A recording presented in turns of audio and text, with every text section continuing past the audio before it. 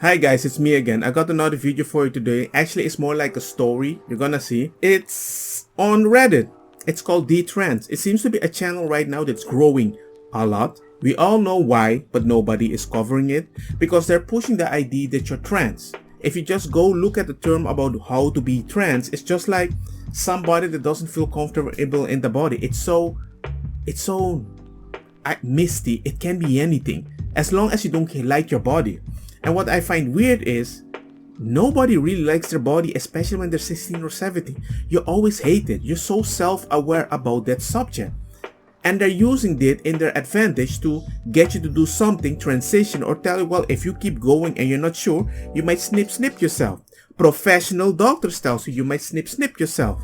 If they say, hey, you're not going to do it, but you still have this phobia, gender phobia or something like that, they cannot even tell you that because you can call them transphobic and they lose their license. That doesn't make any sense. So they're giving it away. They're like, well, I get the money anyway. The operations, well, you're paying for it anyway. The transition, or you're paying for it anyway. But by the way, if you're autistic, detransitioning is harder because you're making an autistic decision. But we will start just in case because you don't want to snip yourself. How does that make sense? Anyway, we're going to talk about this story. Remember to like, share, hit the bell notification and everything. Remember, YouTube doesn't like these stories and everything, so they're shadow banning me. And be careful with your comments. If you say something anything weird, they just delete them. Social transitioning has ruined my life. I'm a 17-year-old girl, and up until January, I identified as a trans boy of a year. I cut off all my hair last year and went back to virtual schooling because of social anxiety.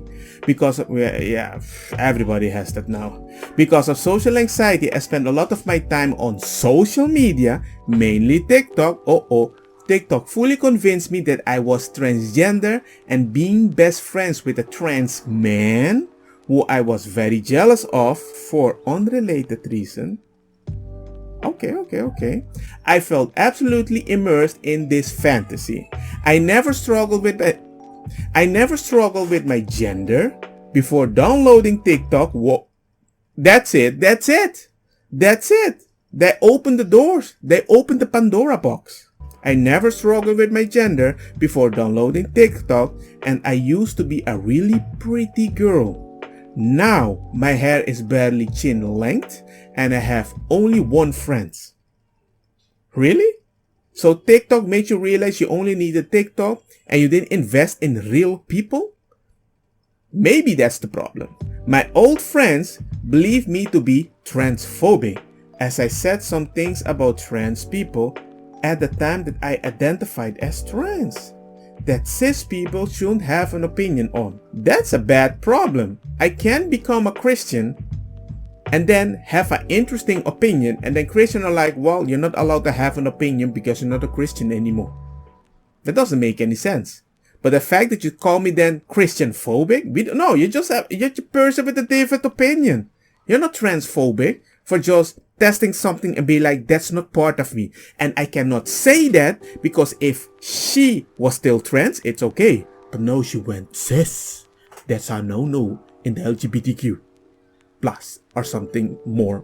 There's quite a lot of letters sometimes. Also, my mental health had rapidly declined. I treated my friends awfully, which is 100% my fault. And the final straw for them was becoming a cis woman again. Yikes. I am too embarrassed to show my face because I live in a small town and everybody remembers me. I don't know what I'm hoping to achieve with posting this. I just feel very alone, and I don't hate the trans community for what happened, but I feel like my high school experience has been robbed from me. Yes, they were telling you what was way more important, which I don't think it was, but you invested so much energy and you had a moment of clarity. The problem is, mostly you have a moment of clarity in a normal world. You had a moment of clarity in a bubble that you were kicked out of. I'm so freaking grateful I realized this before I turned 18, which is good, and went through with my plans to medically transition. But social transitioning has cost me my happiness and relationship with people. So the problem is not even the transitioning. The transitioning is just going to make it permanent. The problem is there's a social problem that people need to help you with. But right now I know there is a shortness of people without give therapy. And guess what? Because with the rules and everything in these days, they're gaining a lot of money. They just listen and expand the story that you're talking about. But sadly, they can't tell you what you're not, because that's transphobic, depending who you meet. Even my relationship with my mother, who I always had an amazing relationship with, has become strained ever since I came out.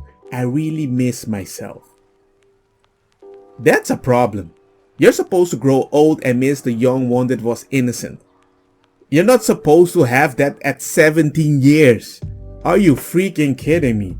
There's a clear mental issues happening right now, but you're not allowed to call LGBTQ it's a mental health crisis. Then what the heck is it? You can't keep blaming people around you. It's clearly something else that has way more influence than what you mentioned is the reason this problem is starting. And we need to handle it correctly. And you need a good family structure for that. You can't do this alone. But I'll leave the link in the description so you can check it out yourself.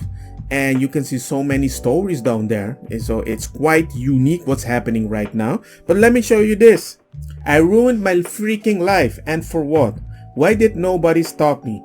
Just watch a short documentary on a trans man transitioning and felt zero jealousy. I feel like all professionals are idiots. Of course. I'm not saying they're not professional. They can count till 1 million. But they don't know when to count till 10. That's the problem. I've had so many psychologists that I had to talk about my kids because my kid has autism and how I need to guide them. And they keep telling them, hey, I read this here, this, and I did this, and I did this. And they were even impressed with me like, oh yeah, you did that? Yeah, that's good. Yeah, you did it. That's good. And I look at my wife, why am I not a psychologist? It's not that I know this stuff, but I just look a lot at my kid. Focus, see what works, spend time with him. My kid never has the phone. I'm their phone. And I think kids need that way more. I'm not saying that you cannot explore as a person to identify what you might like the most, but you can't identify it as something and somebody comes by, bam, seal, permanent. I don't want to be a kid forever. You can seal me, that's part of my identity. And you know how crazy people are? Somebody told me, my kid with autism, I'm trying to change him. I need to let him be the way he wants to be. I was like, yeah, and when I die, who's going to take care of him? You? You don't want kids. So why the heck are you telling me how I need to treat my kids? The moment that happened, something clicked in my brain and I realized this society is so messed up. And people that have to do this alone with their kids, like single mothers, it can be overwhelming. So here, take the phone, TikTok, bye.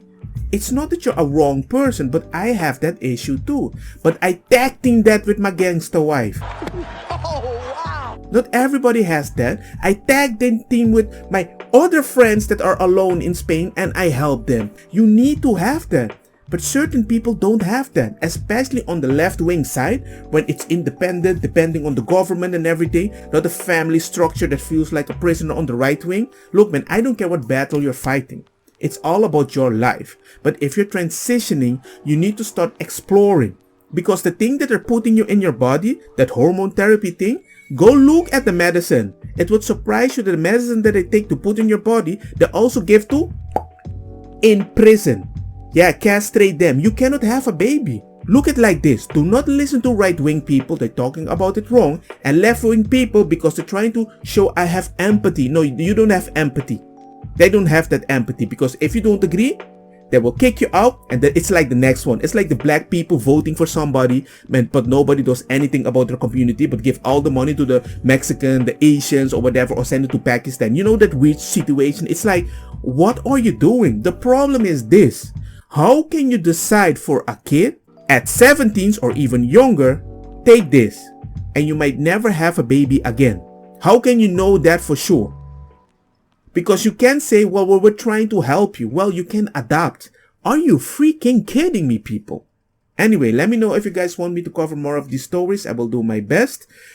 Like, share again. I have to do it. It's just YouTube is actually deleting my views. I need to reach a certain amount, and that's way my account will get activated. It will be recommended way more, and they keep deleting it. Deleting literally the hours. Look, boop, boop, boop. It happened in the last few days. So I'll do my best. I hope you have a great time though with your decision or whatever with your kids, and see you guys next time. Peace. Don't get me wrong, mako sa kita bong.